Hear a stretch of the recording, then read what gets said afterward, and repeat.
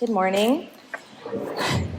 My name is Amber Geiger, and you picked a great Sunday to be here because my sermon isn't long and there's ice cream after. Last year, I gave my sermon about always missing out playing Mary the mother of Jesus my whole life in every nativity. This year, I guess I will continue my I'm Not Mary sermon series. I will admit to you that I'm a Martha. That's the role I was truly born to play. I feel like you could put, she was worried and distracted by many things on my tombstone. Stillness does not come easy to me. Doing has always been what was easier. Worry has always been what was easy. Worrying has always been even easier. I know I'm a Martha at heart because for so long, when I would hear the story, I would do like so many people do when they feel called out. I would feel defensive, even towards Jesus, in defense of Martha. It's so easy to get wrapped up in the doing, we forget the why. When there's a party, are we so worried about the cleanup that we forget to be present to the joy around us?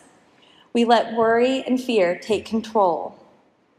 Sometimes do we even get frustrated when we feel like we're the only ones doing the work? In our culture, it's almost a badge of honor to be constantly busy, to work the longest hours, take the least amount of vacation time, measuring your life and how busy you are, to always be forging ahead. I'm guilty of all of this.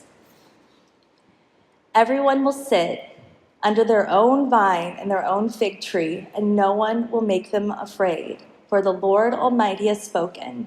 I love this verse. I love the idea of taking a moment and seeing all that you have done, the work you have accomplished, and it giving you rest. And no one will make them afraid. A break from the anxiety of life, the little voice calling out all the work still to be done. How it could have been done better or faster. Why are you sitting in the shade? The vine's not big enough. The fig is not yet bearing fruit. Now is not the time to rest. Get up. A moment away from being worried and distracted by many things. Laying down the weight we feel, even for a few minutes, and being present of the beauty of the world, the gift of life we have been given, and no one will make them afraid, because we have been restored of our strength to be his hands and his feet. The vine still grows, and the fig will produce the fruit of our labors, even when we take time to rest in its shade. Jesus told Martha few things are needed, or indeed only one. We don't need our plates to be overflowing with things to keep us busy.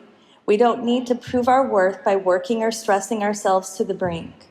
We shouldn't fill our lives worrying about not doing enough, what could happen, spreading ourselves too thin. We need to have time to rest and to be with God. I chose the hymn we sang earlier, not only because it's one of my favorite hymns, but I think it illustrates so beautifully taking a moment and stepping away from the world to walk with God. The song of God discloses. It's almost like a secret, the whisper of the still small voice of God speaking to us. The joy we share as we tarry there. Tarry means to delay, wait, or even linger. The world keeps moving around us, but we choose to stay a little longer in stillness. None other has ever known. It's a personal journey. My walk with God is different and unique than everyone else's, that I may find rest and stillness in different places and in different ways. The lesson of Mary and Martha is one of finding balance in a world that never slows down. We can choose stillness. We can choose to block out the noise and listen for the voice of Christ. I altered my sermon late this week because earlier this week, my great aunt Dolly passed away. And in her almost 98 years on this earth, she exemplified the balance of Martha and Mary, of work and faithfulness. Her work ethic was forged of being one of 9 children born to poor farmers growing up in the Great Depression. Well into her 90s, she continued to work at her home. Her art skills artistically and domestic are legendary. Yet she always took time to welcome visitors, to pray with anyone that needed it. Her faith always came first. There is so much good we do in outward service that the balance is to remember our inner spiritual self. When I was very small, every Sunday before children's sermon, we would sing a little song, and it had hand actions, and I'm gonna do it for you guys. And it went like this. We would sit and we would go, "Be still and know that I am God." And while it was probably a prompt to get us ready to sit quietly, it has stuck with me my whole life. Maybe it could be that easy. A verse from the Bible set to a children's song, to remind us to find the balance, to take a moment, let God speak to us in stillness.